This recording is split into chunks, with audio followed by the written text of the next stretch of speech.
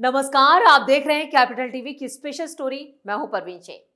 Hard Hindutva की बात करते हुए कई बार विवादित बयान देने से चर्चा में आने वाले मुख्यमंत्री हिमंता बिस्व शर्मा का बयान फिर सवालों में है, जो इस बार कह रहे हैं कि अगर राज्य के मियां मुसलमानों को परेशान करना है तो रात को 2 बजे तक जाकर भी करो।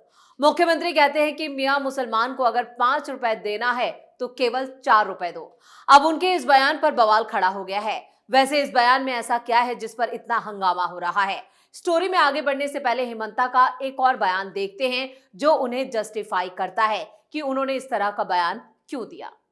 बांग्लादेश से जो लोग आए हैं वो लोग अपने आप को ही मियाँ बोलते हैं। मैं तो वो नाम नहीं दिया है, वो तो खुद ही वो नाम लिया है। तो वही लोग खुद बोला है कि हमें मियाँ बोलिए। मियाँ कविता लिखा है, मियाँ पोएम लिखा है, ये नाम थोड़े मैंने दिया हूँ। तो अपोजिशन ने बोलता है कि हिमंता बिस्व शर्मा सिर्फ मियाँ मियाँ ही करते हैं। अरे मैं अगर मियाँ मियाँ करो, वो भी असमिया असमिया करे, आपत्ति क्या है? देखिए, बदलते डेमोग्राफी मेरे लिए, मैं असम से आया हूँ, ये मेरे लिए बहुत बड़ा मुद्दा है। इसलिए मैं असम में, बंगाल में हर दिन, मेरा असम में मुस्लिम पॉपुलेशन 40% हो चुका है। 1951 में 12%, आज असम में मुस्लिम पॉपुलेशन 40%। हम जिला की जिला खो चुका है। तो मेरे लिए ये मुद्दा पॉलिटिकल नहीं है, मेरे लिए ये जीना और मरने का मुद्दा है। इसलिए मैंने उसका साथ ही हर दिन संघर्ष करता हूँ। तो हिमंता के इस बयान से साफ साफ समझा जा सकता है कि वो असम को लेकर और अपने राष्ट्रवाद को लेकर, अपने देश को लेकर कितने चिंतित हैं। अगर उन्होंने कहा कि मियां मुसलमानों से 5 रुपए अगर किराया बनता है किसी रिक्शे वाले से, तो उसे 4 रुपए ही दो, तो इसमें क्या गलत है? ये देश हमारा है, ये जमीन हमारी है और इस पर सिर्फ हमारे और हमारे लोगों के ही हक होना चाहिए। उन संसाधनों पर भी हमारा हक होना चाहिए। ऐसे में अगर बांग्लादेश से आकर बसे ये मियां मुसलमान हमारे संसाधनों का इस्तेमाल कर रहे हैं, हमारे हक पर डाका मान रहे हैं, तो फिर अगर हिमंता ये कह रहे हैं कि मुसलमानों को, इन मियां मुसलमानों को, उन्होंने साफ तौर पर कहा असम के मियां मुसलमानों को परेशान करो, तो मुझे नहीं लगता कि इसमें कोई भी बात उन्होंने गलत कही है।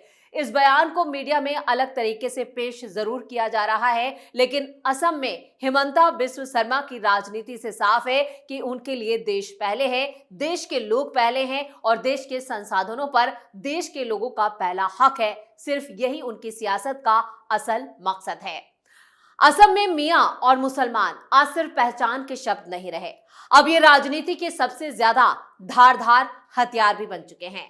2026 के विधानसभा चुनाव नजदीक हैं। चुनावी मंच सजने से पहले ही माहौल गर्म हो चुका है। ऐसे में मुख्यमंत्री हिमंता बिस्व शर्मा ने एक बयान दे दिया, जिसके बाद फिर क्या था? इस भाषण ने माहौल को और ज्यादा गर्मा दिया। सवाल सीधा है, क्या असम के सभी मुसलमान एक जैसे हैं? जवाब है नहीं, बिल्कुल भी नहीं। लेकिन राजनीति ने इस फर्क को इतना गहरा कर दिया है कि यह सामाजिक तनाव, बेदखली अभियान और वोट बैंक की लड़ाई का रूप ले चुका है। असम में मुस्लिम आबादी करीब 34 से 40% मानी जाती है, लेकिन चुनावी बहस में पूरी आबादी को एक नजर से नहीं देखा जा रहा। यहीं से विवाद शुरू होता है। मियां शब्द कभी सम्मान सूचक था ही नहीं। आज असम में यह आरोप बन चुका है, अवैध घुसपैठ का, जमीन कब्जाने का, जनसंख्या बदलने का। सरकार और विपक्ष इस पर आमने सामने हैं। एक रिपोर्ट के मुताबिक एक तरफ दावा किया जा रहा है कि असमिया पहचान खतरे में है, तो दूसरी तरफ आरोप है कि भाषा और मूल के नाम पर मुसलमानों को बांटा जा रहा है। यह बहस सिर्फ बयानबाजी तक सीमित नहीं है, इसका असर जमीन पर दिख रहा है। घर टूट रहे हैं, परिवार उजड़ रहे हैं और चुनावी रणनीति खुलकर सामने आ रही है। असम में मुसलमान एक समान समूह नहीं है। पहला वर्ग है खिलेंजिया या असमिया मुसलमान। ये सदियों से असम में रहते आए हैं और असम की सरजमी पर पहला हक इन्हीं का है। असमिया भाषा बोलते हैं, असमिया संस्कृति में रचे बसे हैं। गोरिया, जुलाहा, सैयद जैसे समुदाय इसमें आते हैं। इन्हें असमिया समाज का हिस्सा माना जाता है और हिमंता बिस्व शर्मा इनका सम्मान करते हैं। दूसरा वर्ग है मियां मुसलमान। ये मुख्य रूप से बंगाली भाषी हैं। इनके पूर्वज ब्रिटिश काल में या 1947 और 1971 के बाद पूर्वी बंगाल और बांग्लादेश से आए। ये ब्रह्मपुत्र घाटी के निचले इलाकों में बसे, खेती किसानी इनकी आजीविका बन गई। सरकार अवैध घुसपैठ के खिलाफ सख्त कार्रवाई का दावा कर रही है। बेदखली अभियान चल रहे हैं, हजारों परिवार बेघर हो चुके हैं, वोटर लिस्ट रिवीजन और जनगणना की तैयारी चल रही है। रणनीति साफ दिखती है कि असमिया हिंदू और इंडिजिनस मुसलमानों को एक मंच पर लाना और मियां को अलग करके घुसपैठियों की पहचान देना। विपक्ष इसे सीधा मुस्लिम टारगेटिंग बता रहा है। असम में मियां और मुसलमान का फर्क अब सिर्फ इतिहास या एकेडमिक बहस नहीं रह गया है। ये सीधे तौर पर राज्य की मौजूदा राजनीति, प्रशासनिक कार्रवाइयों और सामाजिक रिश्तों को प्रभावित कर रहा है। बेदखली अभियान, नागरिकता की जांच, वोटर लिस्ट में आपत्तियां और जनगणना की तैयारी, हर कदम इसकी पहचान की बहस से जुड़ता दिख रहा है। राजनीतिक दल इसे असमिया अस्मिता बनाम घुसपैठ की लड़ाई के रूप में पेश कर रहे हैं, जबकि प्रभावित समुदाय इसे अस्तित्व और अधिकारों का सवाल बता रहा है। 2026 विधानसभा चुनाव इस मुद्दे को और तेज करेगा। यही चुनाव तय करेंगे कि यह बहस सिर्फ चुनावी नारे तक सीमित रहेगी या असम की सामाजिक संरचना पर लंबे समय तक असर छोड़ेगी। असम में मियां मुसलमानों के अवैध कब्जे से 4 साल में ही 1,29,000 बीघा जमीन छुड़ाई गई, जो सीएम हिमंता की बड़ी कामयाबी भी है। असम के घुसपैठियों और बांग्लादेशी मुसलमानों को सीएम हिमंता का साफ संदेश है, हम डर जाएंगे, ये गलतफहमी है। सिर्फ मियां मुसलमानों के लिए चल रहा है बेदखली का अभियान। असम सीएम हिमंता बिस्व शर्मा की दो टूक है कि विपक्ष रो रहा है मजहब का रोना। जब एक पत्रकार ने सीएम हिमंता से यह सवाल पूछा कि जिन मियां मुसलमानों के घर तोड़ दिए गए वो कहां जाएंगे, उस पर हिमंता बिस्व शर्मा का एक बड़ा बयान सामने आया। उन्होंने साफ कहा, यह हमारी चिंता का विषय नहीं है, वो जहां भी अवैध रूप से निर्माण करेंगे हम उन्हें फिर से तोड़ देंगे, हम थकेंगे नहीं, वो घर बनाते बनाते थक जाएंगे। बांग्लादेश के बाहर जाने के द्वार खुले हैं, उन्हें जाना चाहिए, लेकिन अब प्रवेश बंद है। तो असम विधानसभा चुनाव बिल्कुल नजदीक है। ऐसे में जिस तरह से मियां और मुसलमान के जो दो बड़े नैरेटिव असम में सेट हो चुके हैं, उससे सियासी तापमान उफान पर है। कांग्रेस खासतौर से जिस तरह से मियां और मुसलमानों की राजनीति कर रही है, उससे हिंदुओं का ध्रुवीकरण होना तय माना जा रहा है। हिमंता बिस्व शर्मा साफ कह चुके हैं कि असमिया अस्मिता के साथ वो कोई समझौता नहीं करेंगे, चाहे इसके लिए उनकी राजनीति भी दांव पर क्यों ना लग जाए। उन्होंने मियां मुसलमानों के खिलाफ साफ तौर पर अभियान छेड़ रखा है। अपने पूरे शासनकाल के दौरान उनकी जितने भी फैसले आए, जो भी नीतियां आई, वो ये सब बता रहे हैं कि अब घुसपैठ को वो कतई बर्दाश्त नहीं करेंगे और सभी घुसपैठियों को असम छोड़ना होगा।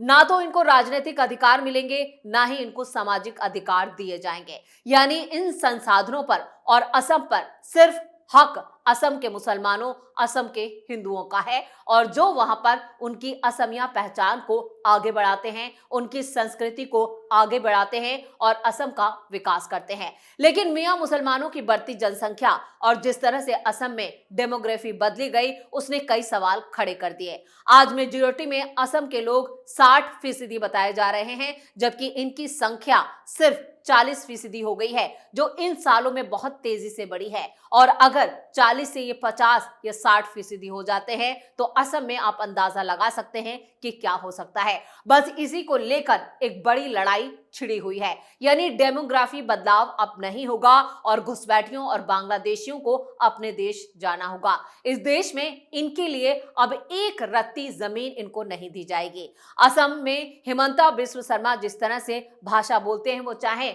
एक समाज को भड़काऊ लगे या सांप्रदायिक लगे, लेकिन उनके बयानों में सच्चाई होती है और जमीन से जुड़े बयान देते हैं और जमीन से जुड़ी सच्चाई को सामने रखते हैं। लेकिन उनके बयानों को जिस तरह से पेश किया जाता है, तोड़ मड़ोड़ के उनके बयानों को सोशल मीडिया पर फैलाया जाता है और एक समाज में जहर भरा जाता है, उनके खिलाफ भड़काया जाता है। वो ये बता रहा है कि ये सोचा समझी सिर्फ एक प्रोपेगेंडा है, इससे ज्यादा कुछ नहीं। लेकिन हिमंता बिस्व शर्मा का साफ कहना है कि उनकी राजनीतिक करियर भी उन्होंने अपना दांव पर लगा दिया है, लेकिन वो मियां मुसलमानों को असम में बर्दाश्त नहीं कर सकते।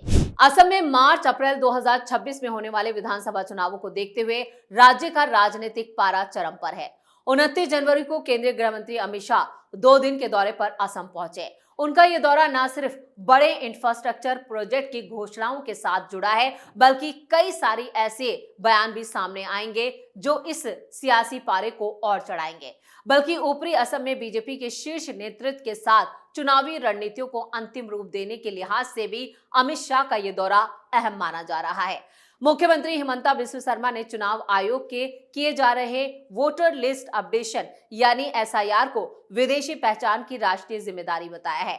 उन्होंने दावा किया कि बीजेपी ने इस प्रक्रिया के दौरान करीब 5 लाख शिकायतें दर्ज की हैं।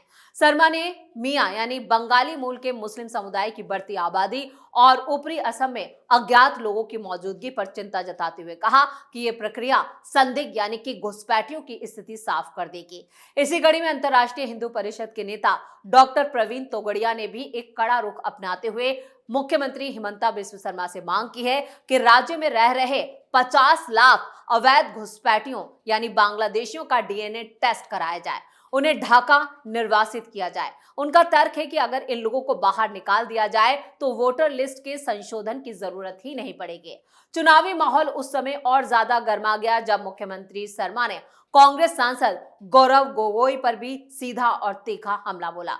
उन्होंने गोगोई को पाकिस्तानी एजेंट करार दिया और उनके पारिवारिक संबंधों पर विवादित टिप्पणी भी की।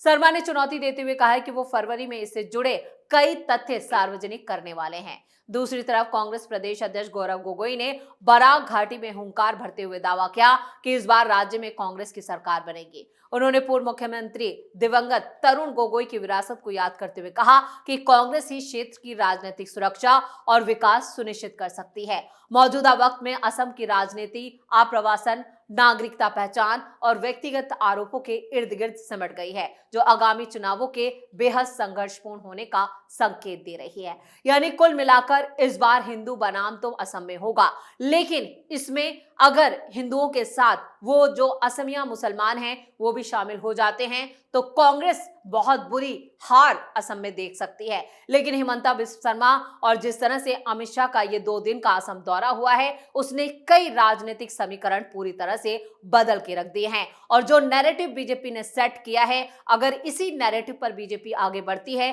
तो असम में एक बार फिर भगवा ही फहराने वाला है और इस बार बीजेपी एक बड़े मार्जिन के साथ असम में अपनी सरकार बनाने जा रही है। तो अमित शाह इस वक्त असम में हैं और असम का उनका ये दौरा कई चुनावी समीकरणों पर असर डालने वाला है और इससे सबसे ज्यादा डैमेज कांग्रेस को होने वाला है। इसी के साथ स्पेशल स्टोरी में इतना ही। वीडियो कैसा लगा कमेंट करके अपनी राय जरूर दें। वीडियो को लाइक करें, शेयर करें और कैपिटल टीवी को सब्सक्राइब जरूर करें। धन्यवाद।